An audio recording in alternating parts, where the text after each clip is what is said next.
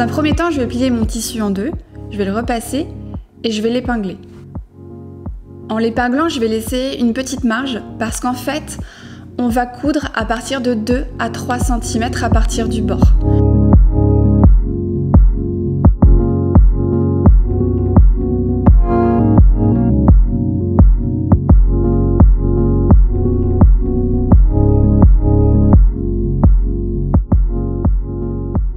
Une fois que ça c'est fait, je vais utiliser une épingle de sûreté pour retourner mon tissu.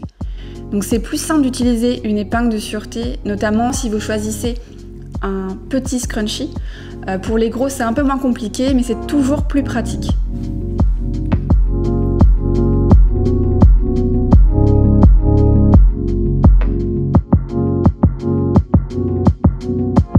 Une fois que j'ai bien retourné mon tissu, je vais venir le replier sur la moitié, endroit sur endroit.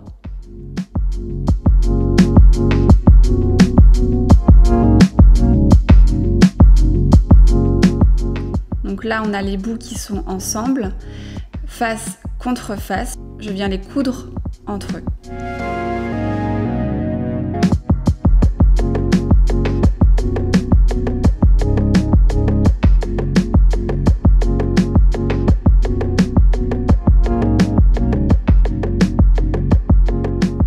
Ça, en fait, ça va nous permettre de ne pas avoir de couture.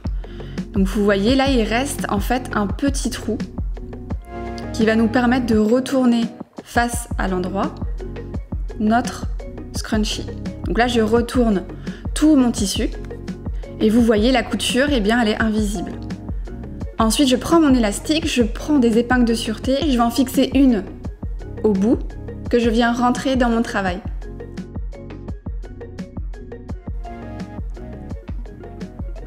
Je prends l'autre, je viens la fixer à l'autre bout et je la mets dans mon tissu. Une fois que ça c'est fait, je prends l'épingle de l'autre côté et je la fais glisser jusqu'au bout, jusqu'au trou. Et je la fais ressortir.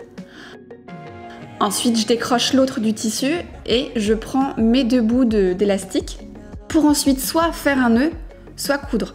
Donc si vous faites un nœud, il faut prendre une marge un petit peu plus grande que celle qui est donnée pour les élastiques. Si vous faites une couture, c'est moins problématique. Mais là, vous voyez, on va perdre quelques centimètres. Ensuite, une fois que ce nœud est bien fait, c'est important de bien serrer, on va le déplacer dans le scrunchie.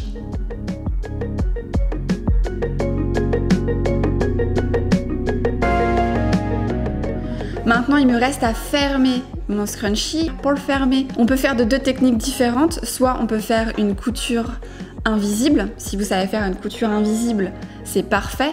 Sinon, on peut faire une couture visible, ce qui va pas être dérangeant si on le transforme en fullshi parce qu'au final, il va être caché par le nœud. Ensuite, je vous propose de choisir votre type de fullshi. Donc d'abord, on va faire le petit nœud. Donc là, moi, je découpe la moitié en fait de la forme. Je viens de la reproduire sur mon tissu deux fois. Je pose mes deux tissus endroit contre endroit et je vais les coudre. Donc avant, j'épingle. Épingler, ça va me permettre que le tissu ne bouge pas quand je vais le coudre.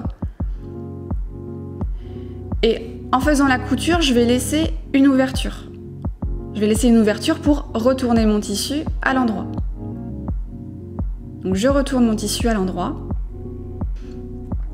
Et là, je vais faire une petite couture pour fermer mon nœud. Donc encore une fois, c'est pas grave si la couture elle est visible puisqu'elle va être cachée lorsqu'on va faire le nœud. Maintenant, je peux fixer mon petit nœud sur mon petit fullshi. Et voilà, là j'ai une petite version d'un scrunchie. Maintenant, on va faire les autres fullshi. Pour les deux autres fullshi, ça va être exactement la même technique, donc je vous le montre qu'une seule fois. Donc je plie mon tissu en deux et je viens reproduire la forme sur le tissu. J'épingle mon tissu et je couds.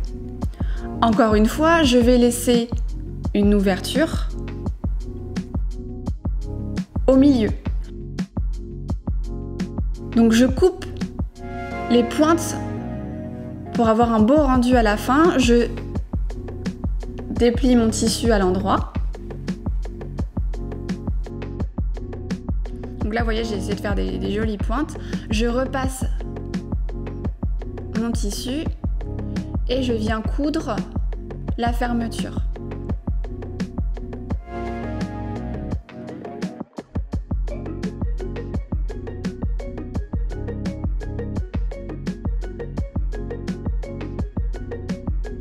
Et voilà, ce tutoriel est terminé, j'espère qu'il vous a plu. N'hésitez pas à commenter et partager cette vidéo, ainsi qu'à vous abonner. Je vous retrouve très vite. Ciao, ciao!